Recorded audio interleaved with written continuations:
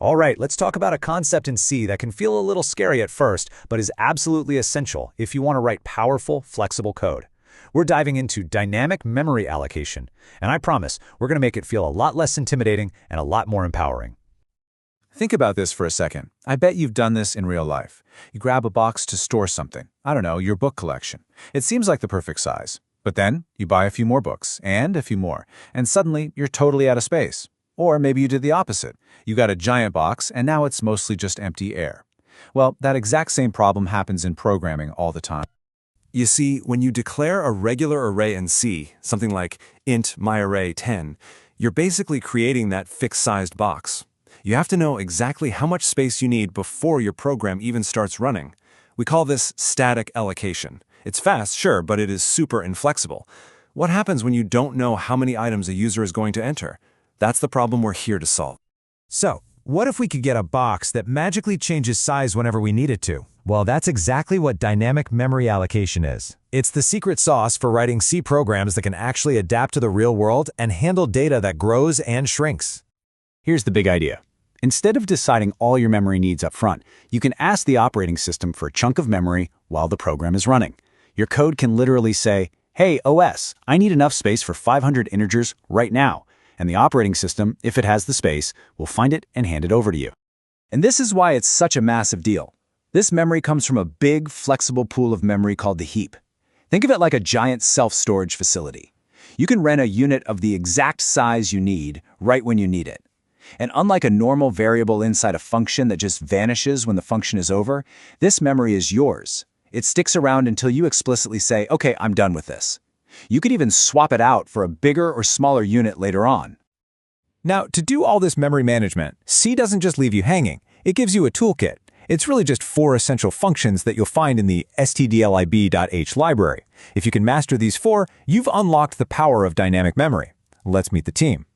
First up, we have malloc, the workhorse. It stands for memory allocation. This is how you rent your first storage unit. You just tell it how many bytes you need, and it gives you back an address, a pointer, to the start of that memory block. But there's a catch. The memory you get is uninitialized. It's full of whatever garbage the last program left behind. So it's like renting a storage unit and finding some old junk inside. So how do we use it properly? Well, you could just guess the number of bytes, but that's a really bad idea, because the size of, say, an int can be different on different computers. The only right way to do it is to use the size of operator. When you write 5 times size of int, you're not guessing. You're guaranteeing you get exactly the right amount of memory for 5 integers, no matter what machine your code is running on. It's a non-negotiable best practice. And this brings us to the malloc safety dance. It's 3 simple steps, and you have to do them every single time. 1, you ask for the memory. 2, and this is the one everybody forgets, you must check what malloc gave you back. If the operating system couldn't find any space, malloc will return null. If you don't check for that null and just try to use the pointer, your program is going to crash. Hard. So only after you've confirmed that the pointer is valid can you move on to step 3 and actually use that memory. Next up is calloc. Think of it as malloc's cleaner, more meticulous cousin.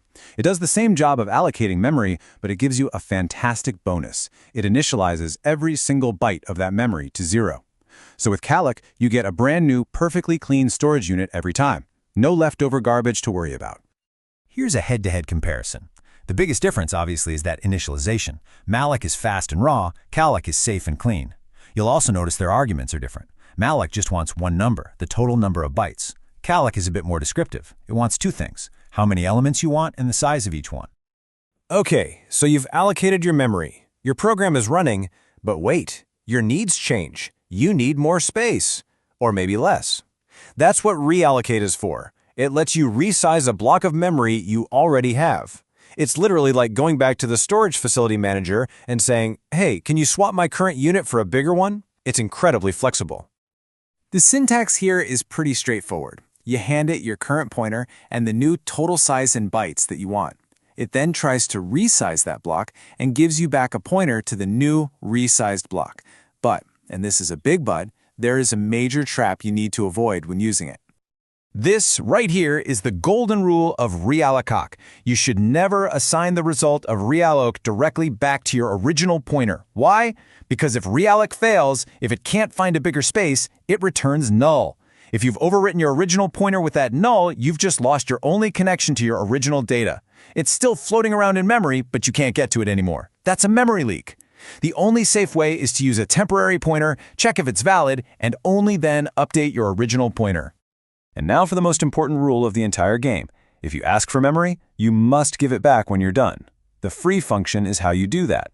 You're telling the operating system, thanks for the loan, I'm finished with this chunk of memory, you can have it back now. This is like ending your rental agreement. If you don't do it, you're just paying for a storage unit you're not using anymore. And just like the others, there's a two-step safety routine for free. First, you call free on your pointer to release the memory.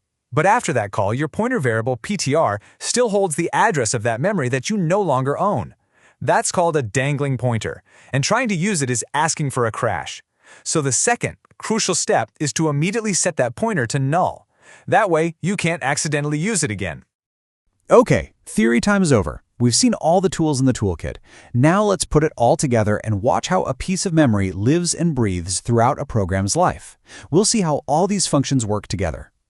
So we start things off by asking for enough space to hold 5 integers using malloc. And what's the very next thing we do? We follow our own advice. We immediately check if that pointer is null, just to make sure the operating system was able to give us what we asked for. Okay, now our program is running, and surprise, we actually need to store 8 integers, not 5. No problem. We call realloc to expand our memory block. Now, for the sake of simplicity on the slide, it's showing the direct assignment, but you know better, right? In your real code, you'd use that safe temporary pointer pattern we just talked about before doing the null check. And finally, the job is done. We've used the data, and we don't need it anymore. So we do our cleanup. We call free to return the memory back to the system, and then we immediately set our pointer to null. This isn't just a nice to have. This is a mandatory part of being a responsible C programmer.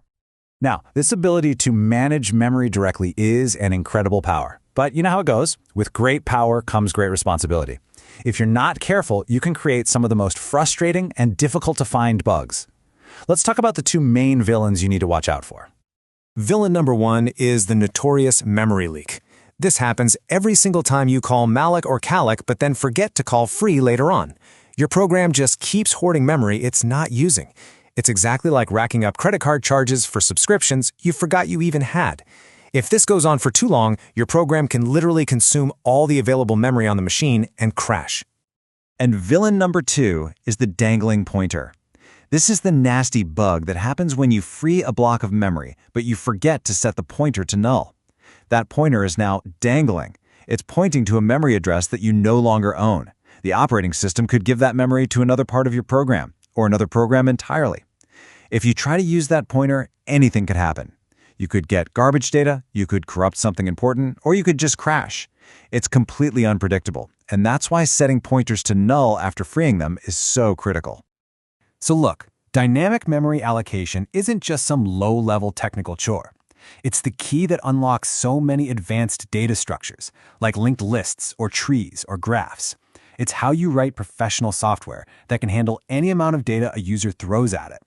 It literally transforms you from building with fixed-size blocks to sculpting with infinitely flexible clay. It really is a superpower. So now that you understand it, the only question left is, what are you going to build with it?